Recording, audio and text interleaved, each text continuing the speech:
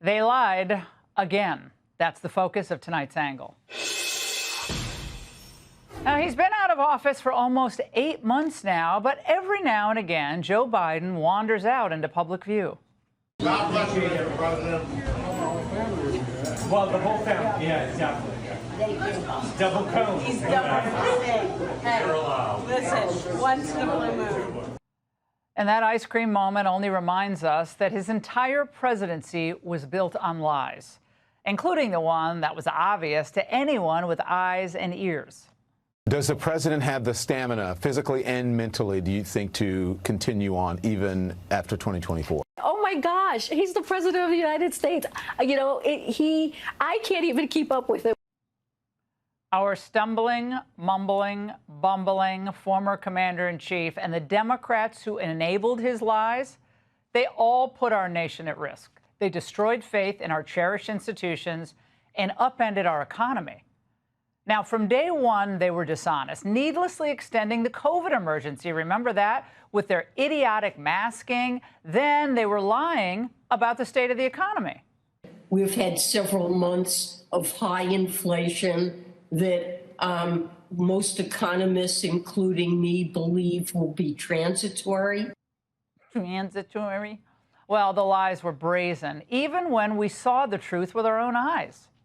The message is quite clear. Do not come. The border is closed. The border is secure. Here in Lukeville, we are quite literally in the middle of nowhere. Thousands are crossing here illegally every day, and the situation is completely unsustainable. A massive caravan of 2,000 migrants making its way to our southern border. The border's secure. And we certainly can't forget the nonstop lawfare and the myriad lies about Trump himself. Let me ask you tonight, do you think Donald Trump is a fascist? Yes, I do. Yes, I do. She doesn't even know what that means. Now, those are some of the top lies of the Biden era. Inflation was transitory, border was secure, and the big one that Biden was totally with it. And today we learned about another lie, one that they call a revision downward. And the benchmark year, March 2024 to 2025, shows that the job growth was vastly weaker during the Biden administration than ever previously reported. Between this revision and last year's, job growth was actually overstated by approximately 2 million jobs. So from March 2024 to March 2025, the Bureau of Labor Statistics, BLS, should just be called BS, got the jobs numbers wrong by almost 1 million. So is this a lie? Or is it just incompetence? Like, how can an agency be this wrong this often? 2023, they were off by 306,000. In 2024, they were off by 818,000 jobs. On Sunday, the Treasury Secretary, Scott Bessent, hinted that this was coming. I'm not sure what these people who collect the data have been doing. It's good. We need good data. Secondly, what we are seeing is the jobs that are being created are going to either native-born or legal Americans. Most of the jobs created under the Biden administration, they went to illegal aliens. Oh, 100% correct. Now, back before the election, the Bureau of Labor Statistics released its final jobs report, and the New York Times was giddy, writing in part, Vice President Kamala Harris probably could not have hoped for a better run of pre-election economic data than what the United States has enjoyed over the last month. Yeah. But smart people saw through this. Marco Rubio tweeted that he thought the BLS was cooking the books, since 16 of the 17 jobs reports had all been revised downwards after the media helped them with their fake headlines. But Shufflin' Joe, he just laughed it all off. Florida Senator Marco Rubio described today's jobs report as having fake numbers. What do you make of that? Anything the MAGA Republicans don't like, they call fake. Anything. The job numbers are what the job numbers are. They're real. They're sincere. They're sincere. Now we know Trump, Rubio, Bessent, they were all right. But do not hold your breath if you're waiting for a mea culpa from the media for comments like these. When Donald Trump moves in and says, I don't like the numbers, and he says, off with her head, we're getting rid of her, What he does is he politicizes the numbers themselves. And when you get rid of the reporters and bring in your own fact finders, that's a problem. And I think we're headed toward alternative facts going forward. This is what an autocrat does. If you don't like reality, you try to change it. Well, but Harris is crowing about Biden's strong economy, buoyed by those inflated jobs numbers. That was just another convenient lie meant to give voters a false sense of optimism before they went to the polls. Now, Democrats, of course, they love screaming about how Trump's trampling norms. He's blowing up our trust in our most cherished institutions. How many times have you heard that? But as usual, the finger is always pointed back at the Democrats. Because no group, and I mean no group, has done more to shatter our faith in public institutions than today's progressives. What did they do to public health and our children during COVID? How about our military? How about how they had to be humiliated in the Afghanistan pullout? Or how they cratered our trust in the FBI with Russiagate? How they turned our Border Patrol agents into welcome wagons for criminals? The trauma their lies caused, including what they did to our parents, how they turned schools against them. And today, with the true picture of Biden's jobs record in view, we see how they turned the BLS into a PR arm of the Democrat Party. So congrats, guys. We don't believe you anymore. And that's the angle.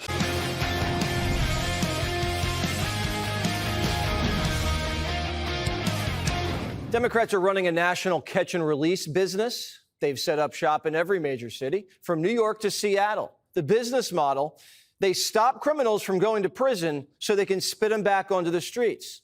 It's a revolving door of injustice, no matter how many dead bodies it creates. From Lake and Riley to Irina Zarutska, Democrats won't ever say their names or show their faces, but we will.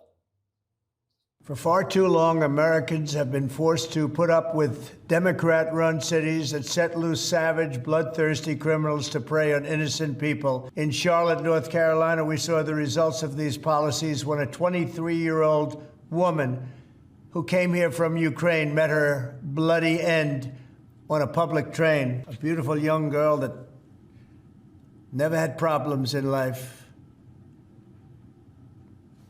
with a magnificent future in this country. And now she's dead. New surveillance video and extreme caution. Viewer warning shows Irina just seconds after getting slashed in the neck. She looks confused. She looks vulnerable, heartbroken. Irina didn't die immediately. She suffered and then collapsed to the floor, unconscious in a pool of her own blood. She came to America because she thought she would die in Ukraine, but she died here. She is a refugee. She literally came to the United States from a bomb shelter in Ukraine to escape the war, and she was going about her day. She was coming home from work on a light rail train, like all of us do all the time, and she was brutally murdered. After Irina's death, the embassy in Ukraine called and said, "We'll help you bring her home." And her family said no. They said she loved America. We're going to bury her here. So I think we can give her an America to be proud of. As Mr. Barnacle said, something here is broken, and we're here to fix it. She was working, she assimilated, but her American dream got cut down on a train. The feds are tacking on a terrorism charge, and DeCarlos Brown, the killer, is facing lethal injection. And there's a bill in play to add options, electric chair or firing squad. But the media says we're just cherry-picking cases to find a white George Floyd. They've been looking for opportunities to make this some sort of like reciprocal George Floyd situation. And that's the part that I think he's almost giving away the game. And it's sad to see a lot of people going along with it. Big difference here. We're not rioting. And Floyd was no choir boy. Irina was an innocent angel. And Floyd's death was unintentional. Here, there's no doubt DeCarlos was there to kill. And he's not just one bad apple. There are a lot of DeCarlos Browns running around. DeCarlos had 14 priors. Wake County, North Carolina, just a few miles away from Charlotte. There's 800 people with 14 or more priors, just from the last decade. Some of them racked up 50 to 70 arrests apiece. And this isn't for jaywalking. Almost all of them have assault charges. They're violent. Yesterday, another North Carolina man, Julian MacArthur, with 30 arrests, stabbed a woman with a drug needle while he was out on probation. Alexander Dickey, 30 years old, 40 arrests. He was just let out of jail and shot a college girl in the ribs, and now she's dead. The dad wants the death penalty. Logan would want him dead. He is the prime candidate. He checks all the boxes. He rings the bell. He's graduated every step of the way from his crimes. He was arrested 39 times, Trey. 25 of them were felonies. I mean, this guy wasn't getting any better. They didn't put him in prison so he couldn't be rehabilitated. So, you know, why not? Why haven't they made a statement that they are seeking the death penalty now? I don't understand. It's been 4 months last week that my daughter was executed. It's not just North Carolina. Every major city has DeCarlos Browns. In Baton Rouge, Anthony Jelks Jr., he had 6 arrests in 6 years, from firearm charges to domestic abuse. And he was let out of jail, put on probation, and then raped a 4-year-old. Gave her an STD. New York City. Remember Michelle, the woman who was arrested over 97 times? I went to Bloomingdale's. Okay. Bloomingdale's, and I stole. I professionally obscured some items consisting of polo and Ralph Lauren. You got a pretty nice shirt on. Did you steal that shirt? Did I obscure this shirt? I sure did obscure this shirt. Will you steal even now that you're out on supervised release? I have to give me an outfit. Okay, so you're going to go steal it. So I have to go work. Work is stealing. I don't call it stealing. I call it professional boosting. So what are Democrats doing to stop it? Nothing. Kami Mandami in New York wants to empty the prisons. The police can arrest these bad seeds all weekend, but it means nothing if they're out of jail by Monday. Dumb DAs and DEI judges are just unleashing career criminals like DeCarlos onto the streets, and every time someone gets killed, they say, oops. The woman that let DeCarlos Brown walk with no cash bail, guess who she donated to? When Brown was arrested yet again in January of this past year, a Democrat judge, who I will add was a strong supporter of former Vice President Kamala Harris, released this insane criminal once again without requiring him to pay any bail. He simply had to sign a written promise to return for his court hearing. The White House says this is Teresa Stokes, a Harris donor who doesn't even have a law degree, but just made a career criminal and a schizophrenic who beat his own sister when he was out on parole pinky promised that he'd behave. Ms. Stokes wasn't elected. She was nominated by the clerk. In Mecklenburg County, the sitting clerk is Alyssa Chin Gary. On her LinkedIn page, she calls herself a clerk and a DEI consultant and a racial equity organizer. And her life mission? Reparations. We are here to honor them, to lift their names, and to continue that intergenerational work that we are required to do to eliminate structural racism. Ms. Stokes was nominated by Judge Carla Archie. Judge Archie is friends with Eric Holder, Obama's wingman. And Judge Archie isn't just any judge. In 2019, she was the DEI Champion of the Year. Is this starting to make sense? Did a woman die because of DEI? Just a couple months ago, a guy shot 5 people on New Year's, and Judge Archie sentenced him to 1.5 years for shooting 5 people, 1.5 years. This is a DEI court, and they have blood on their hands. And if the people in robes are on the same side as the bad guys, that's suicide. Are you okay with the country committing judicial suicide? I'm not. DEI died when Kamala lost. It's illegal. And releasing felons with dozens of arrests for social justice is a crime against the country. They've set up these dangerous DEI courts in cities nationwide, catching and releasing criminals to prey on innocent people. These courts need to be systematically dismantled, and that needs to happen immediately. Trump says it's time to fight fire with fire. We cannot allow a depraved criminal element of violent repeat offenders to continue spreading destruction and death throughout our country. We have to respond with force and strength. We have to be vicious just like they are, It's the only thing they understand. 24 of the top 25 most dangerous cities in America are run by Democrat mayors, and it's time to stop this madness. The people of our country need to insist on protection, safety, law, and order. We have proven that it can be done. A major update in the shocking, brutal murder of a Ukrainian refugee on the Charlotte, North Carolina mass transit system. Earlier today, authorities announced that the suspect, DeCarlos Brown Jr., is now being charged federally with one count of committing an act causing death on a mass transportation system. The Attorney General, Pam Bondi, reacted on X, saying, in part, that the murder is a direct result of, quote, failed soft-on-crime policies that put criminals before innocent people, before adding that the DOJ will seek the maximum penalty. She'll weigh in on this. Also, the FBI Director, Kash Patel, weighed in, saying the attacks like this should never, ever happen in America, and noted that the FBI immediately jumped into action to make clear to violent criminals they will not be allowed to walk free any longer. This has to stop. This is madness. When you look at this guy, it's like a turnstile. You know, no bail, defund, dismantle, reimagine the police. It's insane. President Trump also reacting to the horrific murder in a viral video from the Oval Office that the White House posted earlier today. Look at this.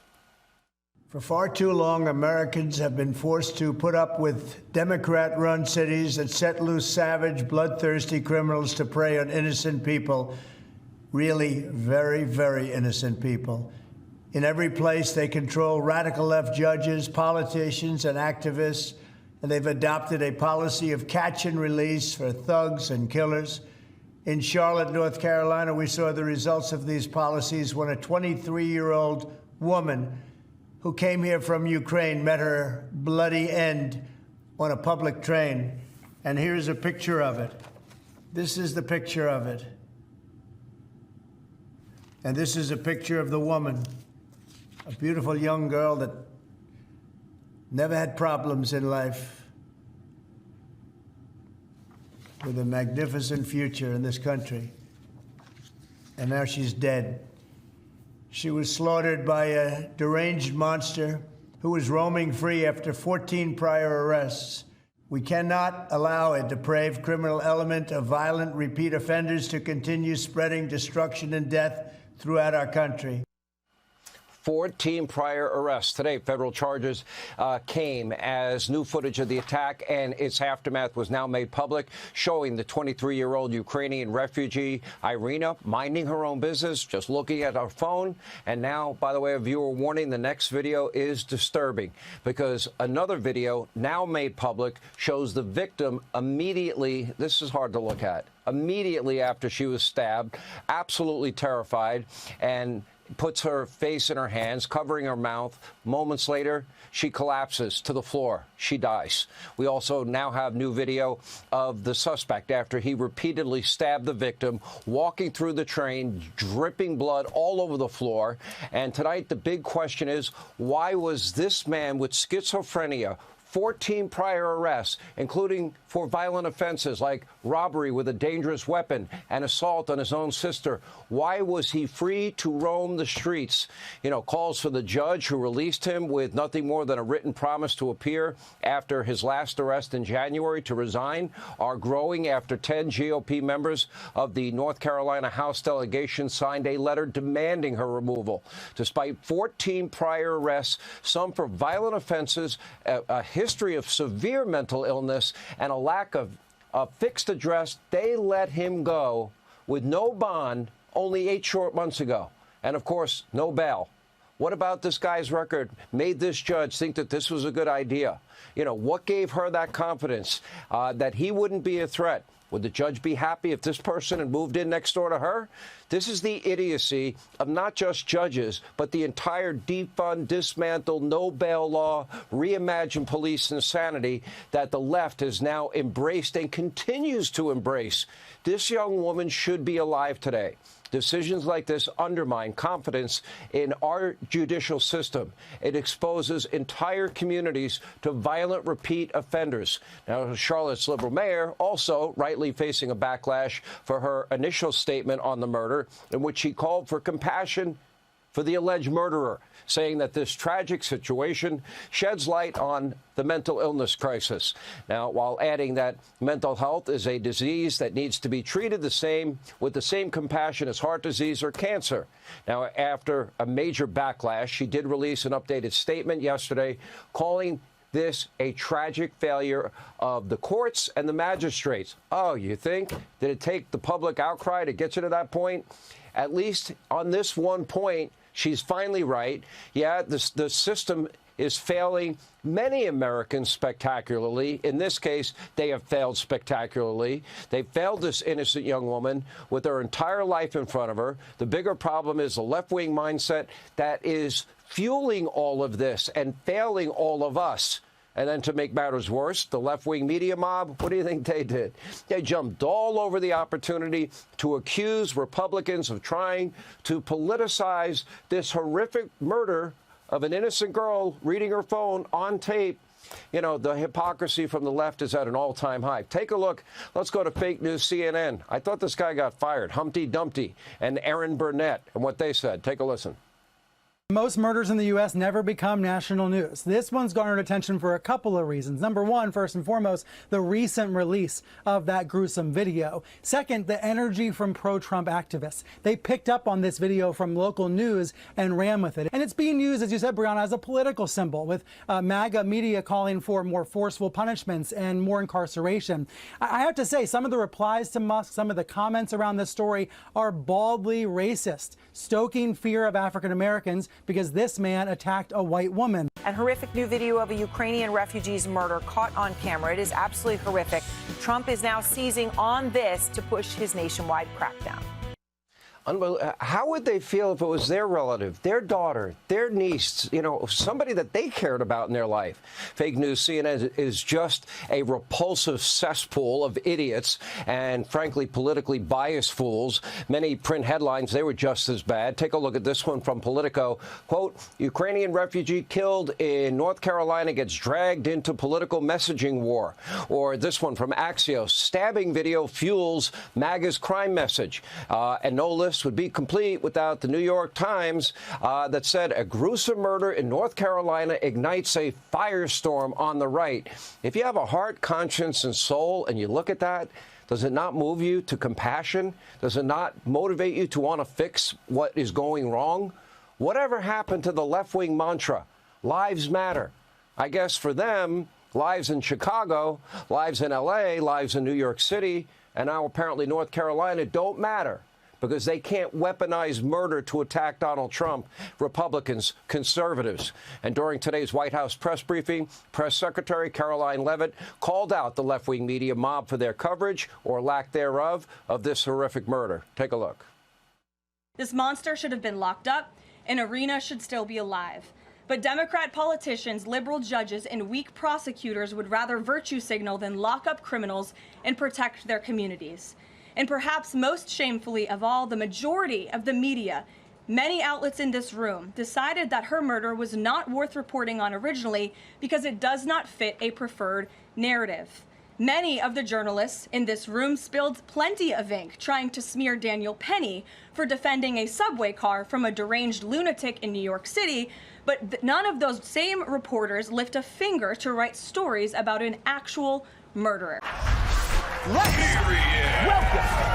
tonight's game! You can find his many books at America's favorite landfills. Host of Fox and Friends at One Nation, Brian Kilmeade.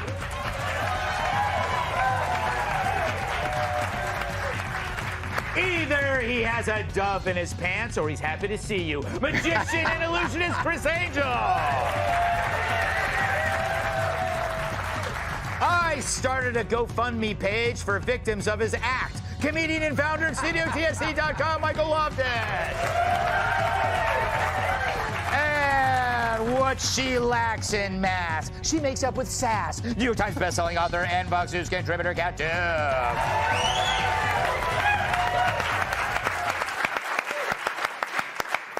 Brian, this story must bother you on a number of levels. Number one, Brian Stelter has your name, Brian, and he probably makes more money than you. True. Yeah, he probably, you know, goes to better parties than you. But at least you still have hair. Right. Is that the question? No,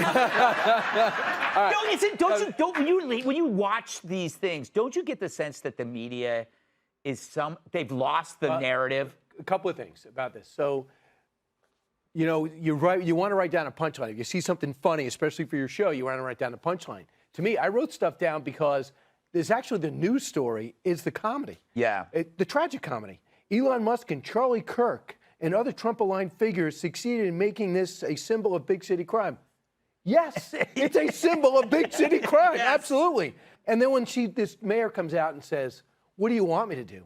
We can't arrest our way out of this. We can't arrest every lunatic on a train with a knife. Yes, you can. You had 14 chimes to get him.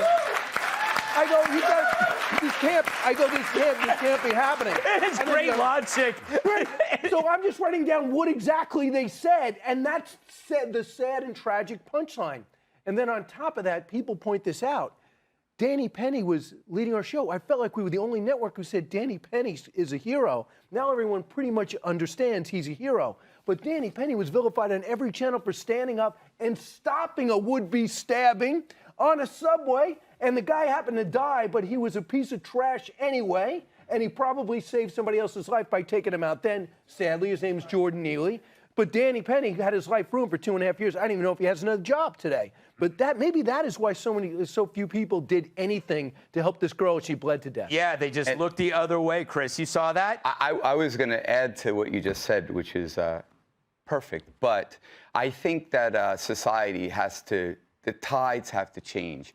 You know, right now, people are scared to get involved. We need to let people know that if you have this type of behavior, you can't just walk off the train and no one's going to confront the person. Mm-hmm. I wish one of my friends, Frank Mir or Jacob, or myself for that matter, was there because I would have gotten involved.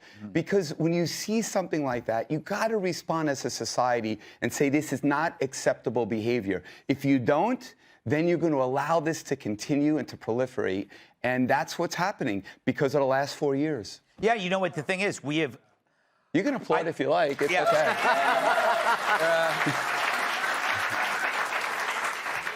They're applauding you despite your torn jeans. You know...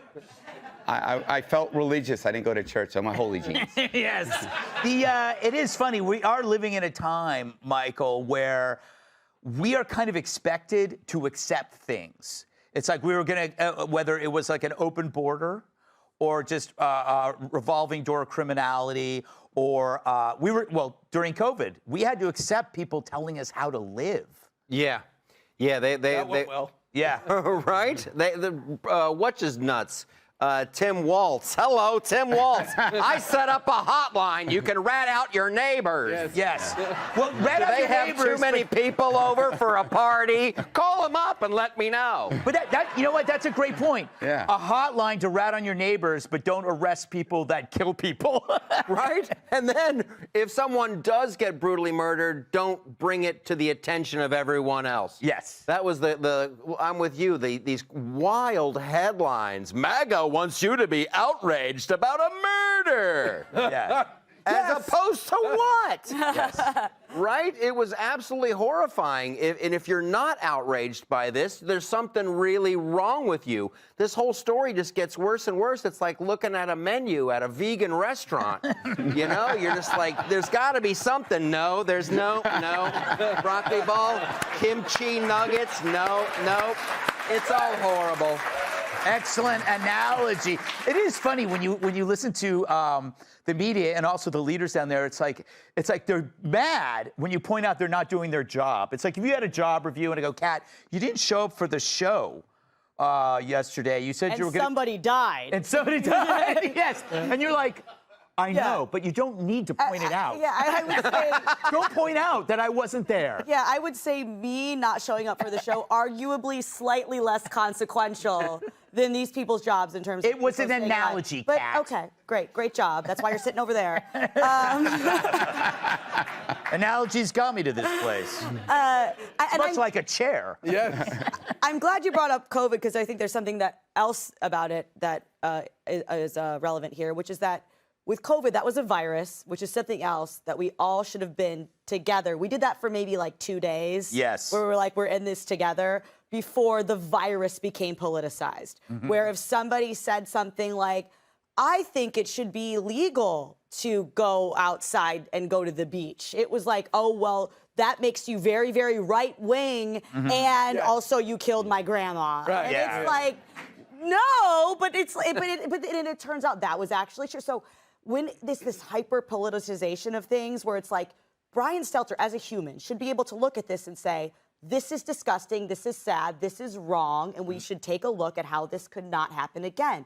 It's really sad as a society that for far too many people, you look at something and you try to think of like what political angle or spin you can have on it, not just for yourself, but to try to take down other people who might have voted for a different person than you. That is a really, really sad, horrible thing. And if I got killed and that was the reaction, I would crawl out from death and haunt every last one of them. What a nice thought. What a nice thought. It's a heartwarming, dude.